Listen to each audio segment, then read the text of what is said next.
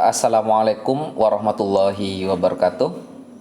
Hai teman-teman sekalian, semoga teman-teman tetap sehat, tetap bersemangat, sekalipun kabar yang tengah keluar kurang mengenakan kepada kita semua yang belum lolos program Kartu Prakerja Gelombang 23. Baik teman-teman sekalian, saat ini kami ingin mencoba membedah dan mencari penyebab. Apakah kira-kira yang menjadi penyebab kita tidak lolos gelombang 23 di program Kartu Prakerja? Nah, simak baik-baik ya teman-teman.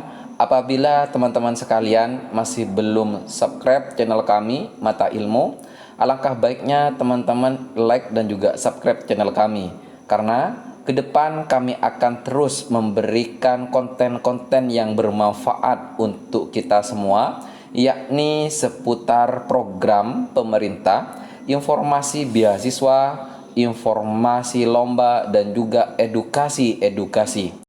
Dan semoga ketika kita sudah mengetahui penyebab-penyebab gelombang 23 menjadi pembelajaran, sehingga di gelombang 24 nantinya kita diberikan kelolosan. Amin. Nah teman-teman, pengumuman hasil seleksi Kartu Prakerja gelombang 23 telah disampaikan melalui dashboard akun Kartu Prakerja masing-masing calon peserta. Namun, tidak semua calon peserta lolos seleksi Kartu Prakerja gelombang 23. Sebab Kartu Prakerja gelombang 23 hanya dibuka dengan kota 500.000 peserta. Nah, seperti yang telah kami sampaikan di video sebelumnya, bahwa kota Kartu Prakerja hanya sekitar 500.000 peserta.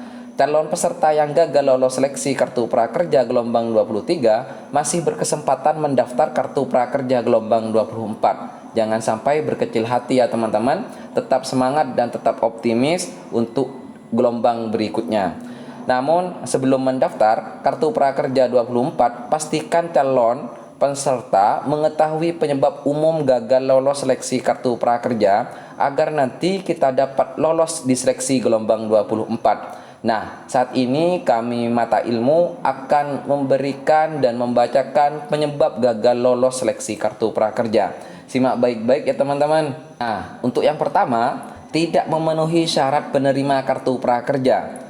Ingat, program Kartu Prakerja memiliki sejumlah syarat penerima yang harus dipenuhi calon peserta untuk dapat lolos. Di antaranya, warga negara Indonesia berusia 18 tahun dan tidak sedang menempuh pendidikan formal, bukan penerima bantuan sosial dalam kurung bansos lain dari pemerintah pusat, dan sejumlah syarat lainnya. Apabila calon peserta tidak memenuhi syarat penerima Kartu Prakerja tersebut, maka dapat dipastikan akan gagal lolos seleksi Kartu Prakerja. Nah, itu penyebab utama gagal lolos seleksi Kartu Prakerja. Sedangkan yang kedua penyebabnya adalah NIK KTP terdaftar di bansos lain. Seperti yang telah disebutkan, syarat penerima Kartu Prakerja salah satunya tidak boleh terdaftar menjadi penerima bansos lain dari pemerintah pusat. Jika NIK KTP yang didaftarkan telah terdaftar sebagai penerima bansos lain dari pemerintah pusat, maka calon peserta akan gagal lolos seleksi Kartu Prakerja. Untuk mengetahui apakah kita termasuk penerima bansos yang lain, kita bisa melakukan cek NIK KTP terdaftar sebagai penerima bansos pemerintah pusat di cekbansos.kemensos.go.id untuk bansos PKH dan BPNT, atau efom.bri.co.id untuk bansos BPOM. Nah, itu teman-teman bisa cek sendiri apakah teman-teman masuk di penerima bansos yang lain atau tidak. Sedangkan penyebab yang nomor 3 adalah 2 NIK dalam 1 KK sudah terdaftar sebagai peserta. Salah satu aturan Kartu Prakerja yakni maksimal hanya 2 NIK dalam 1 kartu keluarga yang menjadi peserta Kartu Prakerja. Sehingga jika sudah ada 2 NIK dalam 1 KK yang menjadi peserta Kartu Prakerja, maka NIK lain tidak bisa menjadi peserta Kartu Prakerja. Nah, ini sudah jelas sekali bahwa di dalam 1 kartu keluarga hanya dapat mendaftarkan keluarganya 2 NIK, dan apabila lebih dari 2 NIK itu dapat dipastikan tidak lolos Kartu Prakerja. Untuk yang nomor 4, penyebabnya adalah tidak mengerjakan tes motivasi dan kemampuan dasar dengan baik.